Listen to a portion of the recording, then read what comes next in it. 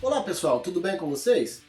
Depois de explorarmos o estudo dos conjuntos numéricos e das relações, chegou a hora de introduzirmos as funções, começando pelas funções constantes e afins. As funções afins também são chamadas de funções do primeiro grau. Aqui na descrição do vídeo há um índice que remete o aluno diretamente aos tópicos de seu interesse. O objetivo desse canal é o estudo e o aperfeiçoamento nas disciplinas de física e matemática.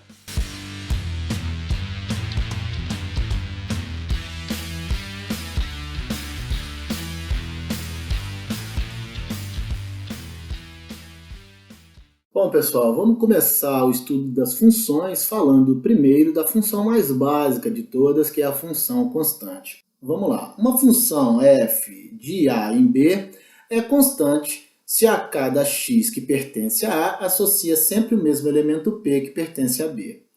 Dito assim parece complexo, mas é bem simples. Ele está dizendo o seguinte: a função constante tem esse formato, f de x igual a P, sendo P uma constante. Então observe que eu não tenho incógnita nas funções constantes, ok? Muito bem, olha os exemplos aqui, ó. F de x igual a 2, f de x igual a menos 4, f de x igual a meio, f de x igual a menos raiz de 5. Observe que em nenhum dos casos eu tenho a incógnita x, por isso ela é constante. Olha aqui uma função constante, g de x igual a menos 3 meios, é uma função constante. Dá uma olhadinha aqui no gráfico dela, esse ponto aqui é o ponto de ordenada menos 3 meios, exatamente onde intercepta o eixo y. E observe que a reta passa por esse ponto, sendo paralela ao eixo x. Se eu tivesse aqui uma função h de x igual a 3, eu viria aqui, ó, marcaria a reta aqui em 3, sendo também paralela ao eixo x. Ok? Muito tranquilo a função constante.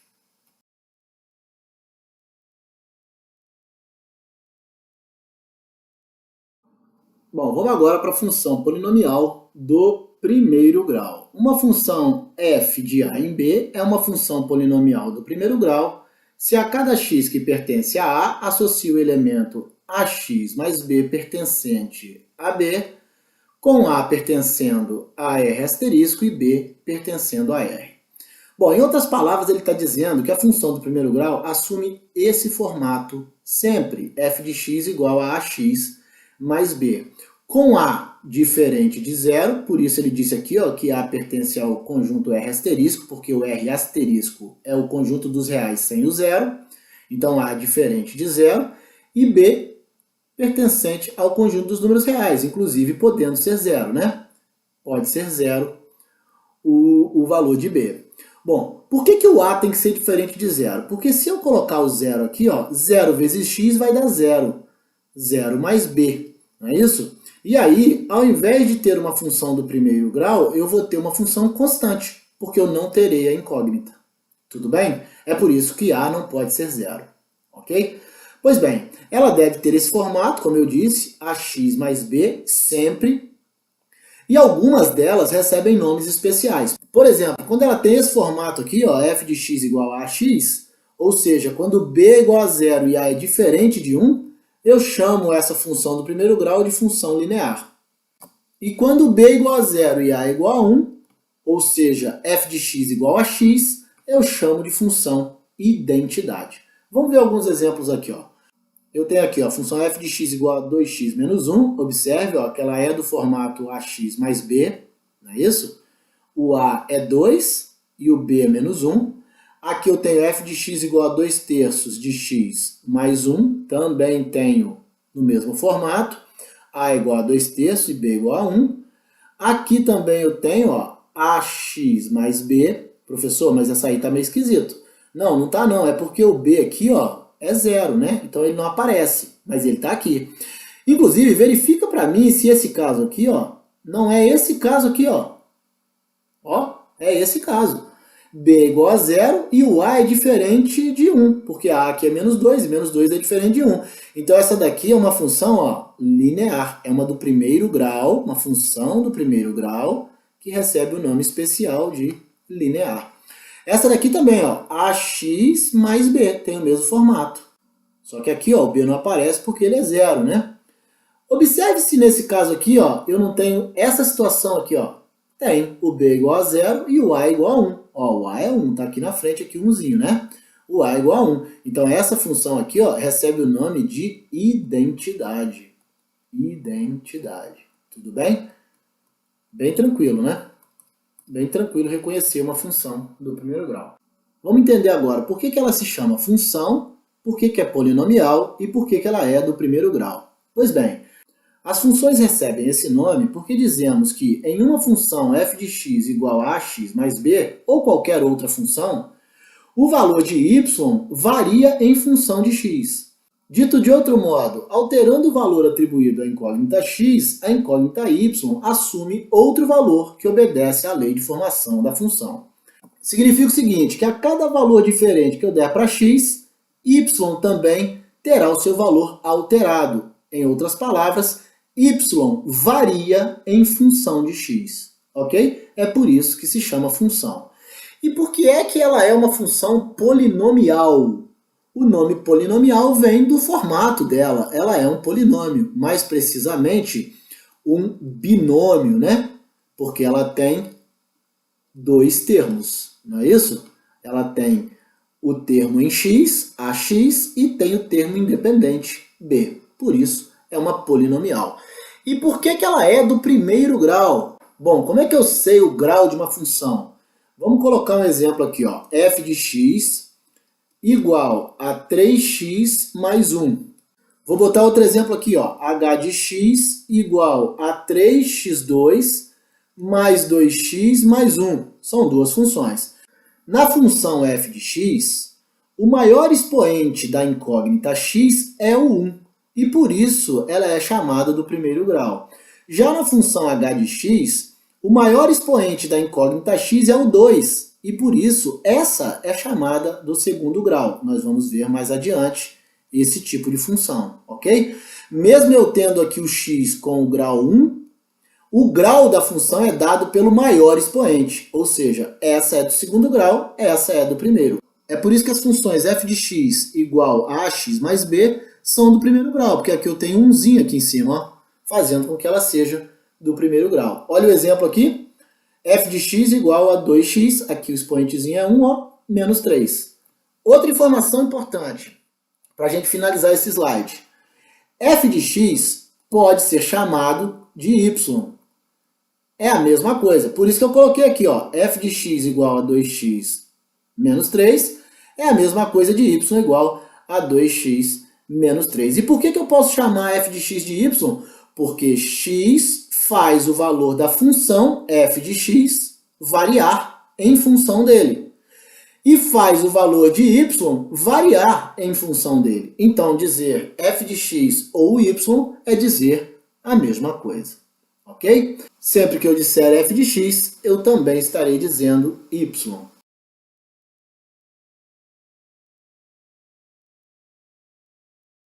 Bem, vamos dar prosseguimento falando agora dos coeficientes da função do primeiro grau. Pois bem, a gente já viu que a função do primeiro grau tem o formato f de x igual a ax mais b. O a eu chamo de coeficiente angular e o b eu chamo de coeficiente linear. Nós vamos estudar muito esses coeficientes, falar muito deles. Bom, pelo coeficiente angular, podemos saber se a função é crescente, ela é crescente quando o a é maior que zero, ou decrescente, quando a é menor que zero. Também podemos saber a inclinação da reta que representa essa função. Se o a for maior que zero, a inclinação será para a direita. Se o a for menor que zero, a inclinação será para a esquerda. Nós vamos ver isso logo aqui embaixo. O coeficiente linear indica a ordenada do ponto em que a reta vai interceptar o eixo y. Observe que aqui em 1 e aqui em menos 1 são os pontos onde a reta, o gráfico da função, vai interceptar o eixo y. Beleza? Vamos dar uma olhadinha aqui na primeira função, ó, y igual a 2x mais 1. Ó, o valor de a é 2, porque está aqui, ó, ax mais b. Então, o valor de a é 2, está aqui, e o valor de b é 1, está aqui. Bom, 2 é maior que 0, então a reta ficará inclinada para a direita, ou seja, a função é crescente. E a reta vai interceptar o eixo y no ponto de ordenada 1. Exatamente o que nós estamos vendo aqui. Esse pontinho roxo é o ponto de ordenada 1. Beleza? Olha o outro exemplo. Y igual a menos 2x menos 1. Bom, aqui o valor de a é menos 2. Está aqui, ó, menos 2. O valor de a é menos 2. E o valor de b é menos 1. Ok. Bom, se o valor de a é menos 2, ele é menor que 0. Então, a reta ficará inclinada para a esquerda. A função é decrescente. E como b é menos 1, olha aqui o ponto onde a reta intercepta o y, exatamente em menos 1, no ponto de ordenada menos 1. Ok? Muito tranquilo, né?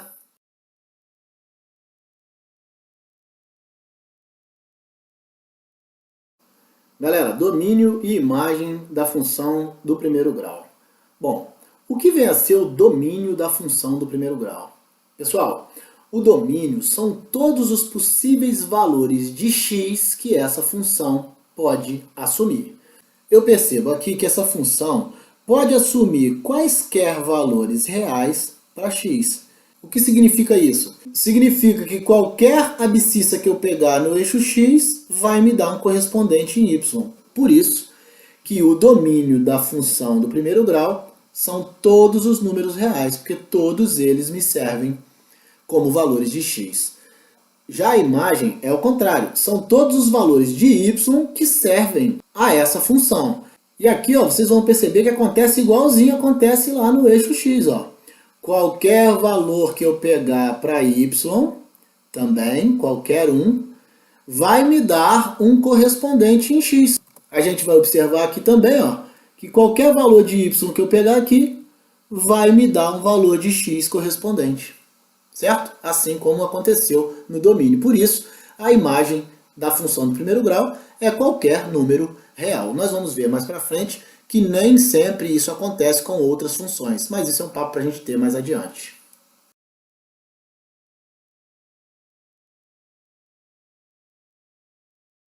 Definimos zero da função do primeiro grau, o número real que faz com que a função zere. Galera, quando eu era aluno, eu tinha uma dificuldade danada de entender por que o zero da função não era zero. Na verdade, essa confusão é gerada porque fica faltando explicação quando os professores nos falam sobre esse assunto. O que acontece, na verdade, é o seguinte: o zero da função é o valor de x que faz com que a função zere. X pode assumir um valor diferente de zero que faça com que a função zere. E como é que eu encontro o zero da função?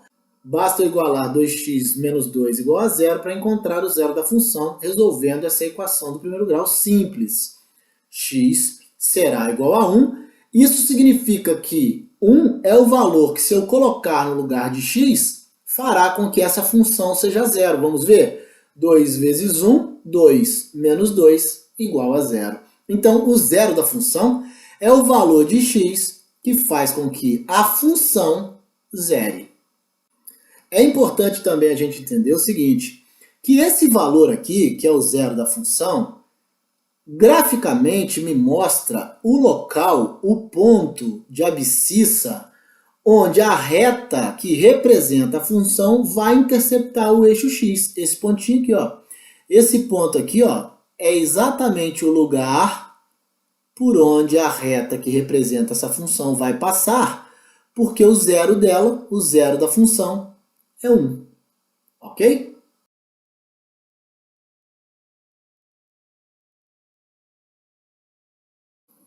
Bom, vamos à representação gráfica da função do primeiro grau.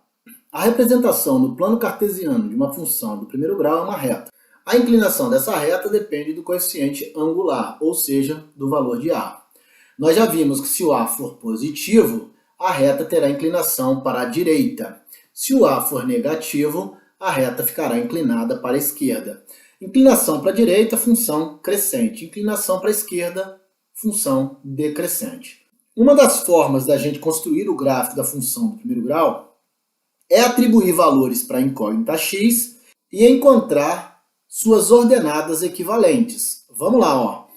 Aqui eu tenho um exemplo, uma função 2x menos 1. É a mesma coisa que escrever y igual a 2x menos 1. Eu vou atribuir valor 1 para x, logo vou substituir aqui ó, na lei de formação da função o valor 1. 2 vezes 1 menos 1 dá 1. Y será 1 quando x for 1. Observe aqui que o y variou em função do valor que eu dei para x. Bom, mas se eu mudar o valor de x para 0, olha o que vai acontecer. Colocando agora o 0 na lei de formação, 2 vezes 0 menos 1 vai dar menos 1. Observe que o valor de y variou em função da variação de x. Significa que se eu mudar o valor de x, o valor de y muda também. Com isso, eu encontrei dois pontos. Um ponto 1 e 1 e o outro ponto 0 e menos 1. E dois pontos são suficientes para a gente determinar uma reta.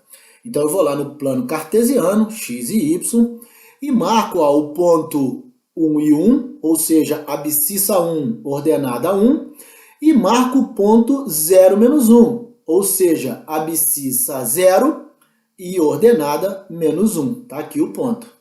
Beleza? Assim que a gente constrói, é uma das formas de construir o gráfico da função do primeiro grau. Mas tem outra. Como a gente viu, então, até agora, como eu já mostrei aqui no slide anterior, a gente pode construir o gráfico de uma função do primeiro grau atribuindo valores para x e encontrando seus equivalentes em y. Beleza. Mas eu disse também que existem outras maneiras da gente construir o gráfico. Vamos ver mais uma aqui, ó. Se a gente observar nesse exemplo a função y igual a 4x menos 8, lembrando que ela tem o formato ax mais b, eu vou, olhando para ela, descobrir que o valor de b é menos 8. E igualando a função a zero, eu consigo encontrar o zero da função, que é 2. O que significa mesmo o zero da função? É o valor que, colocado no lugar de x, faz a função zerar. Vamos ver? 4 vezes 2, 8, menos 8, 0. Beleza. De posse dessas duas informações, do valor de b e do valor do zero da função, eu posso construir o gráfico da função do primeiro grau. Vamos ver? Olha só. Eu sei que o valor 2 é o valor da abscissa, onde a reta que representa a função vai cortar o eixo x. E sei também que o valor menos 8, que é o valor de b, coeficiente linear, é o valor da ordenada, onde a reta que representa a função vai interceptar o eixo y. Então aqui eu tenho o valor de b e aqui eu tenho o valor do zero da função. Então, de posse dessas duas informações, eu consigo também construir o gráfico da função do primeiro grau. Beleza.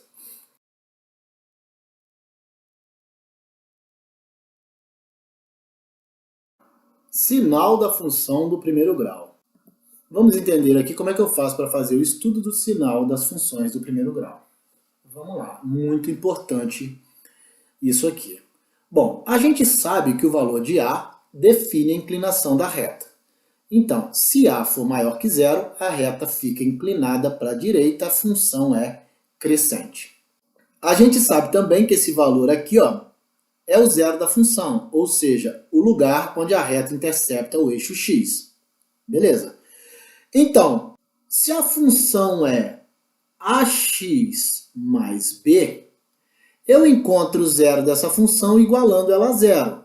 E fazendo ax mais b igual a zero, eu vou ter ax igual a menos b, x igual a menos b sobre a. Aqui, então, ó, o lugar onde a reta intercepta o eixo x é o zero da função, que tem valor menos b sobre a. Beleza? Então, ó, vamos observar aqui que é muito importante isso. Os valores que estão para a direita do zero da função, ó, à direita, são os valores que fazem a reta ficar toda para cima do eixo x. Já os valores que estão para a esquerda do zero da função, para cá, são os valores que fazem a reta ficar toda para baixo do eixo x. Então, os valores de x que fazem com que a reta fique toda para cima do eixo x, me retornam valores positivos para a função. Então eu digo que nessa região a função é positiva, ou maior que zero. Já os valores que estão para cá, para a esquerda do zero da função, fazem com que a reta fique toda para baixo do eixo x. E nesse caso eu digo que esses valores de x me retornam valores negativos para a função. Logo a função é menor do que zero nessa região. Professor, e exatamente no pontinho aqui que é o zero da função? Nesse ponto a função é nula, a função é zero. Afinal, o zero da função faz a função zerar. Então foi isso que eu escrevi aqui, ó. Se o x for o zero da função, a função é nula, porque o zero da função faz a função zerar. Se x for menor que o zero da função, x menor para o lado esquerdo, a função é negativa. Olha lá, a função fica toda para baixo do eixo x. E se x for maior que o zero da função, a função é positiva. Olha lá, a função, quando x é maior que o zero da função, fica toda para cima do eixo x. Beleza? Agora, galera, dá uma olhada o que acontece com o estudo do sinal quando a é menor do que zero. Vamos ver aqui, ó. O zero da função continua sendo menos b sobre a, pelos motivos que eu já falei no slide anterior. Mas com a menor que zero, a reta fica inclinada para a esquerda. Observe que agora os valores que estão à esquerda do zero da função me retornam valores positivos para a função. E os valores que estão agora à direita do zero da função me retornam valores negativos para a função. Em outras palavras, os valores de x que são maiores do que o zero da função fazem com que a função seja negativa ou menor do que zero. Tá aqui. Os valores que são menores que o zero da função, ou estão para a esquerda do zero da função, fazem com que a função seja positiva, ou seja, f de x maior que zero. E exatamente no zero da função, professor? No zero da função, a função é nula. Afinal de contas, o zero da função é o valor que zera a função. Pois bem, é isso que eu escrevi aqui, ó. Se x for igual ao zero da função, a função é zero, é nula. Se x for menor que o zero da função, a função é positiva. Olha lá, menor que o zero da função, função para cima do eixo x, positiva. Se x for maior que o zero da função, a função é negativa, ou seja, menor que zero. Olha lá, valores maiores que x retornam valores negativos para a função. Na próxima aula, para concluirmos o estudo das funções do primeiro grau, abordaremos as inequações do primeiro grau. Veremos o que são inequações produto, inequações quociente e inequações simultâneas. Eu aguardo vocês na próxima aula. Um grande abraço a todos e até a próxima!